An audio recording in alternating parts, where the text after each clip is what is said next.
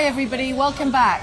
I'm stood here now on this very, very rainy Wednesday with Peter Oborne, the acclaimed journalist and columnist for Middle East Eye. Peter, I wanted to start by asking you, as an investigative reporter, what is at stake here if the judge rules against Julian? Yeah, it's the biggest issue of free speech in 50 years, really, since Daniel Ellsberg leaked the Pentagon Papers, which told the hideous truth about illegal US bombing in Cambodia and Laos. And this is as momentous as that. And so if Assange is extradited on these espionage charges, where in reality he's committed this crime of doing journalism,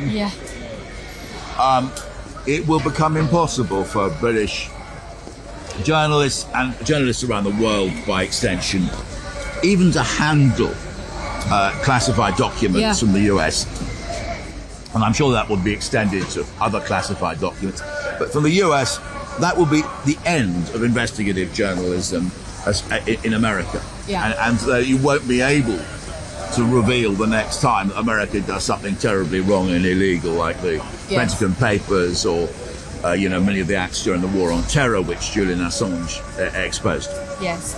And how much do you feel this is a political case as opposed to a legal case? If, for example, this was Russia asking for Julian to go over, would we be seeing a hearing happening now? Is this about America and our relationship with America, and Julian is paying the price of that relationship?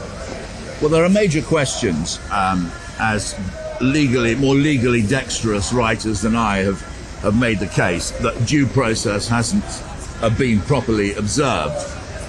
Remember, it's an extradition case from America. Why shouldn't it be heard here if it really exists, which I don't think it does? Why are we in Britain making ourselves subject to US laws, which often I think don't even apply to US citizens under their own constitution? And I think that there are issues about due process. If anybody hasn't read Craig Murray's brilliant accounts of the hearings three years ago, where they exposed due process issues, I don't think that Mr. Assange has got a fair hearing here at all.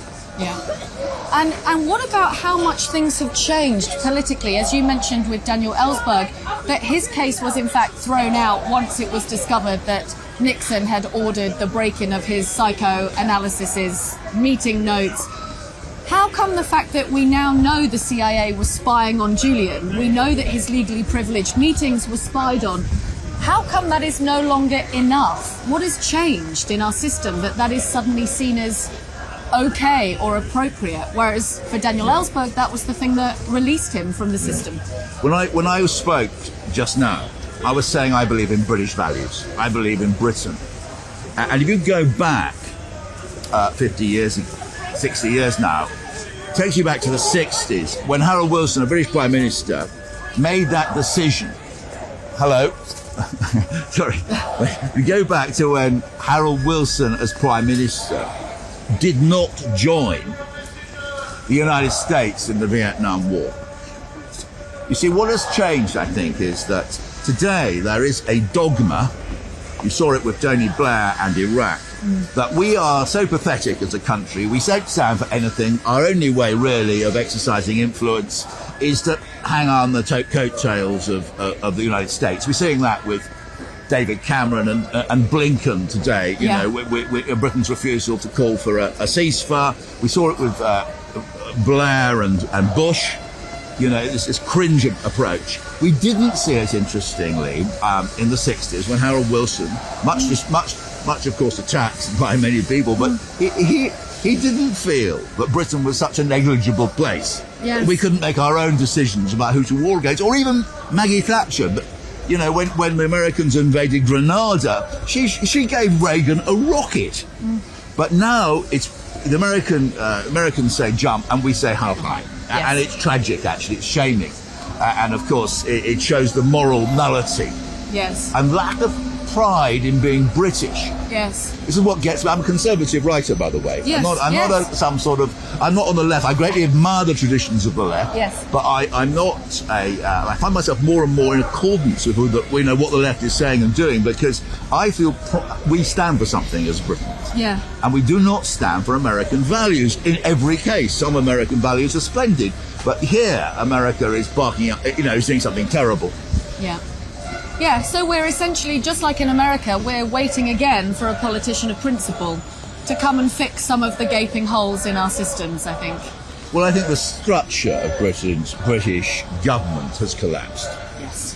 Oh, yes. I mean, we do need some politicians of principle, and they do exist. Yeah. But at the moment, we are governed by a collection of moral and intellectual nullities, and I think we need to find a way back to have somebody who understands a system which understands. Yes.